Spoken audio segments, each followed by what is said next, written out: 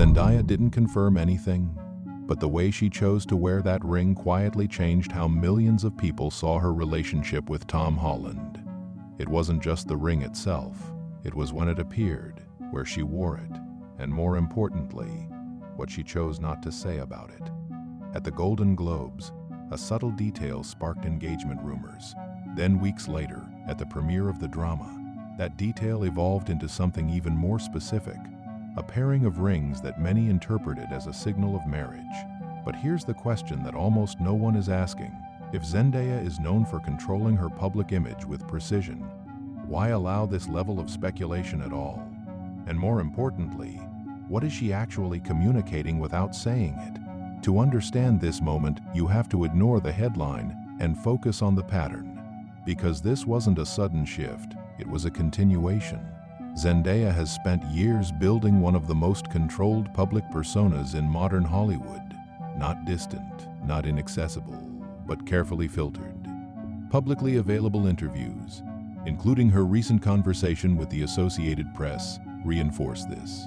She didn't deny the speculation directly. Instead, she reframed the conversation. There's a balance between living your life and protecting what's special. That line matters more than any confirmation would, because it tells you the strategy. But this wasn't the moment that mattered most. What mattered was the visual contradiction. At the Golden Globes, the first ring appeared, widely interpreted, according to multiple entertainment outlets like People and Variety, as an engagement signal. Not confirmed, not denied. And then, weeks later, she arrives at a film premiere, not removing that ambiguity, but layering it. A second ring, placed in a way that traditionally carries meaning. And almost no one noticed this detail. She didn't adjust her behavior to match the speculation. No announcement, no clarification, no visible discomfort, just consistency. And that consistency is the signal. Because in celebrity behavior, especially at Zendaya's level, nothing public is accidental. Every appearance passes through multiple filters: styling, timing, context, media presence. So when a symbol appears repeatedly without explanation, it stops being accidental and starts becoming intentional ambiguity. But here's where it becomes more interesting. Tom Holland and Zendaya have always operated differently compared to typical celebrity couples. They don't rely on constant visibility. They don't perform their relationship for attention. In fact, their most defining trait as a couple is controlled exposure. They appear together just enough to confirm reality, but never enough to fully define it. And this is where the ring changes everything, because a ring is not content, it's a symbol.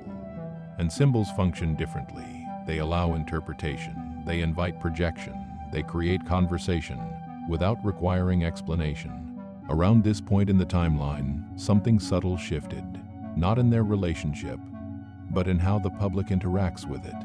Before, the audience was observing. Now, the audience is decoding, and that shift is powerful. Because once people start decoding, they become more invested. They rewatch clips, zoom into photos, compare timelines. Engagement increases without a single official statement. If you want to understand why celebrities keep making moves like this, where silence creates more impact than statements, that's exactly what this channel breaks down. The patterns repeat. Subscribe so you don't miss the next one. But this still doesn't answer the core question. Why allow the marriage speculation specifically? Why not shut it down? Because shutting it down would collapse the narrative, and maintaining it does something much more valuable. It creates a protected narrative space. Zendaya's comment to AP gives us a direct clue. She emphasizes balance. Not secrecy, not exposure. Balance. And in practice, that often looks like this.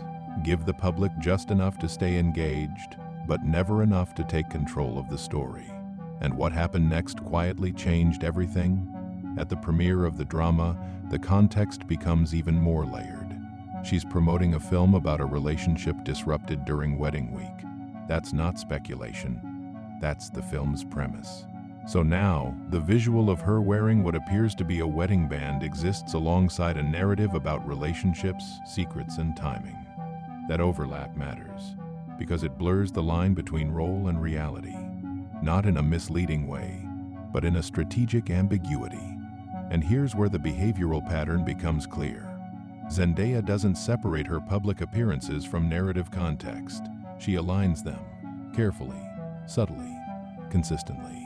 According to publicly available information, even her longtime stylist Law Roach added to the ambiguity by teasing journalists about a possible wedding without confirmation. That's not random. That's controlled reinforcement, not confirmation, not denial. Just enough friction to keep the story moving. But here's the deeper layer that most people miss. This isn't just about privacy, it's about ownership. Most celebrities lose control of their personal narrative at scale. Information leaks, stories get framed externally. But Zendaya does something different. She allows speculation, but on her terms, through visuals, through timing, through selective silence.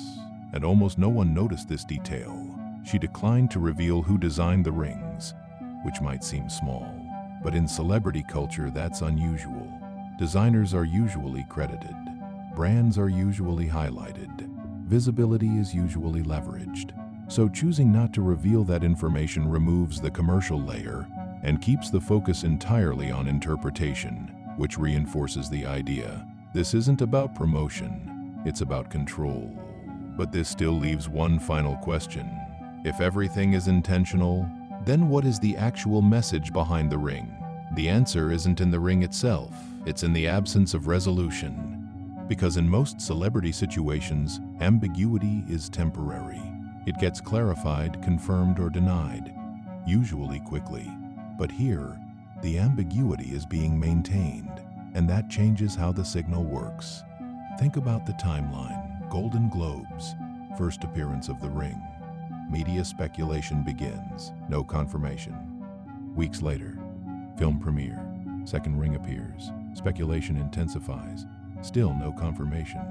Even when directly asked in interviews, Zendaya doesn't redirect attention away from the topic entirely. Instead, she reframes it into something broader. Privacy, balance, personal boundaries. That's not avoidance, that's repositioning. But this wasn't the moment that mattered most. What mattered was how consistent the messaging remained across different environments. Red carpet, interview, styling choices, different formats, same underlying principle, controlled visibility. And here's where the behavioral pattern becomes even more precise.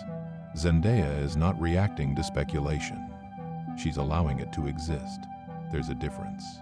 Reacting means responding directly, confirming or correcting. Allowing means letting the audience build the narrative themselves. And almost no one noticed this detail. There has been no contradiction, no mixed signals, no backtracking. Everything aligns within a very narrow range of interpretation. Something meaningful exists, but it's not being publicly defined. That's a very specific communication strategy, because it avoids two risks at the same time: overexposure and detachment. Too much confirmation would overexpose the relationship. Too much denial would create distance or distrust. So instead, the narrative sits in between, visible but not accessible. And what happened next quietly reinforced this pattern. Public figures around her, not just stylists, but media outlets, begin to participate in the narrative. Headlines don't state facts. They suggest possibilities, fueling speculation. Fans believe. Rumors continue. This language is important because it keeps everything in the realm of interpretation, not assertion. And that protects everyone involved. From a monetization-safe, media-safe perspective, this is ideal. No false claims, no misleading statements, just observable behavior and public reaction. But there's a deeper layer underneath this, and it has less to do with media and more to do with audience psychology. When information is incomplete, the brain tries to fill the gaps. That's not speculation. That's a well-documented behavioral response.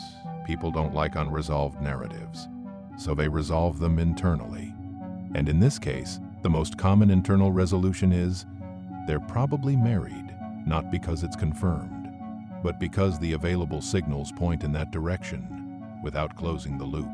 If you pay attention, this pattern shows up again and again, not just with Zendaya, but across celebrity culture. Public moments aren't random. They're structured signals. If you want to keep recognizing them in real time, this channel is built exactly for that. But this still doesn't fully explain why this approach works so effectively. To understand that, you have to look at contrast. Compare this to how most celebrity relationships are presented. Announcements, posts, interviews, public milestones. Everything is clearly labeled, clearly defined. Zendaya and Tom Holland operate differently.